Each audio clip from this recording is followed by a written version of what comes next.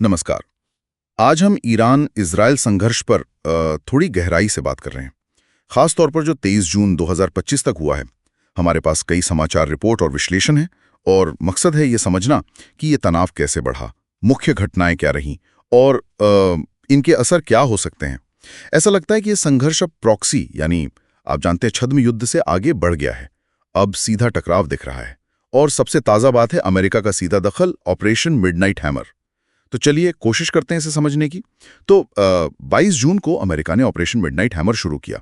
Iran के अहम परमाणु ठिकाने जैसे नतांज, फोर्डो, इस्फहान, इन पर हवाई हमले हुए। रिपोर्ट्स तो यही कह रही हैं कि नुकसान काफी हुआ है। और इससे ठीक पहले मतलब जून के मध्य में इजराइल की मुसाद और वायुसेना ने भी कुछ किया था, है ना? ईरान के मिसाइल सिस्टम पर हाइब्रिड हमला, बिल्कुल। और ये जो बदलाव है ना, मतलब प्रॉक्सी से हटकर सीधे सैन्य टकराव पर आना, ये बहुत अहम है। कई सालों से ये पर्दे के पीछे चल रहा था या फिर प्रॉक्सी गुटों के जरिए। अब अमेरिका का सीधे परमाणु ठिकानों पर हमला करना ये दिखाता है कि स्थिति कितनी गंभीर हो गई है। नतांज, फर्दो, ये तो ईरान के परमाणु कार्यक्रम के केंद्र माने जाते हैं। तो इनको निशाना बनाना मतलब संघर्ष एक नए ज्यादा खतरनाक स्तर पर पहुंच गया है। ये सिर्फ शक्ति प्रदर्शन नहीं लगता, शायद ईरान की परमाणु क्षमता को वाकई में सीमित करने की सीधी कोशिश है ये। हाँ, और फिर ईरान ने भी तुरंत जवाब दिया। इसराइल पर 20 से ज़्यादा बैलिस्टिक मिसाइलें दागी। खबरों के मुताबिक दर्जनों लोग घायल हुए हैं। एक खास घटना जो सामने आई है वो बीर शेबा के सोरोका मेडिकल सेंटर की है। मिसाइल हमले से वहाँ करीब 50 लोग घायल हुए और केमिकल रिसाव की भी बात है। हाँ, सोरोका अस्पताल पर हमला ये वाकई एक गंभीर घटना है और कुछ स्रोत इसे अंतर्राष्ट्रीय मानवीय कानूनों का उल्लंघन भी मान रहे हैं। इससे मानवीय संकट और गहराता है, जाहिर है। और हॉर्मुज़ जलडमरू मध्य को बंद करने की धमकी, देखिए ये सिर्फ धमकी नहीं है, ये एक बहुत बड़ा रणनीतिक दाव है। दुनिया का कितना बड़ा समुद्री तेल व्यापार वहीं से गुजरता है, तो कोई भी रुकावट वहां पूरी वैश्विक अर्थव्यवस्था पर असर डालेगी, खासकर ऊर्जा की कीमतों पर। बिल्कुल। और इन हमलों का मानवीय पहलू भी है और राजनीतिक भी। रिपोर्ट्स बता रही हैं कि इजरायली हमलों में लगभग 650 ईरानी मारे गए हैं और ईरानी मिसाइल हमलों में करीब 86 इजरायली घायल हुए हैं। अंदरूनी तौर पे भी कुछ चल रहा है शायद। खबरें हैं कि ईरान परमाणु अप्रसार संधि मतलब एनपीटी से हटने पर विचार कर रहा है। इसका क्या मतलब हो सकता है? और ये भी कहा जा रहा है कि सर्वोच्च नेता खामेनेई पर अंदरूनी दबाव बढ़ रहा है। एनपीटी से हटने का विचार, ये बहुत गंभीर बात है।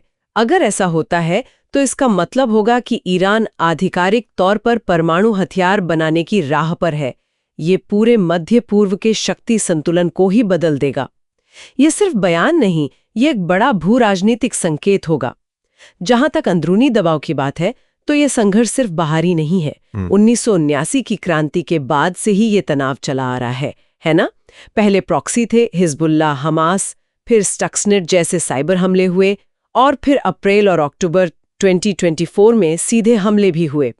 अब ये जो नया दौर है, ये ईरानी शासन पर बाहरी और अंदरूनी दोनों तरफ से दबाव डाल रहा है। और जाहिर है इसका असर पूरी दुनिया महसूस कर रही है। हॉर्मुज़ में गड़बड़ी की आशंका से ही तेल की कीमतें करीब 2.5% बढ़ गईं। वैश्विक स्टॉक मार्केट भी गिरे। अमेरिकी हस्तक्षेप के बाद अब ये डर और बढ़ गया है कि कहीं ये संघर्ष पूरे मध्य पूर्व में न फैल जाए। भारत ने भी एहतियात बरताया। ऑपरेशन सिंधु चलाकर अपने 110 नागरिकों को निकाला है वहां से। जाहिर है तेल सप्लाई में कोई भी बड़ी गड़बड़ी भारत की ऊर्जा सुरक्षा और अर्थव्यवस्था को सीधा प्रभावित करेगी। हाँ, और ये स्थिति एक बुनियादी सवाल खड़ा करती है। ये जो क्षेत्रीय अस्थिरता है, ये वैश्विक अर्थव्यवस्था और भू राजनीति को आखिर किस दिशा में ले जाएगी? यूएन, यूरोपियन यूनियन, चीन, रूस सब कह तो रहे हैं कि तनाव कम करो, लेकिन कूटनीति की राह मुश्किल लग रही है फिलहाल।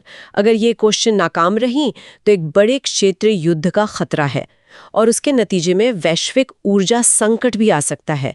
ये मामला अब सिर्फ ईरान और इजराइल तक सीमित नहीं रहा। तो कुल मिलाकर देखें तो ईरान इजराइल संघर्ष अब सीधे टकराव के एक नए और कहना होगा कि बेहद खतरनाक मोड़ पर है, जिसमें अमेरिका भी सक्रिय है। परमाणु और मिसाइल ठिकानों पर हमले, फिर जवाबी कार्रवाई, बढ़ता मानवीय संकट और वैश्विक अर्थव्यवस्था पर मंडराता खतरा, ये सब इस वक्त की हकीकतें हैं। कूटनीतिक कोशिशें चल तो रही हैं, पर तनाव कम होने के आसार फिलहाल तो कम ही दिख रहे हैं। और इन सब बातों को देखते हुए खास तौर पर जो स्रोतों में ईरान पर अंदरूनी दबाव की बात है और बाहरी हमले भी हो रहे हैं, तो एक सवाल मन में आता है, क्या ईरान के नेतृत्व के पास अब फौरी सैन्य जवाब देने या फिर तनाव घटाने की कूटनीति के अलावा कोई तीसरा ज्यादा टिकाऊ रणनीतिक रास्ता बचा भी है? ये सोचने वाली बात है।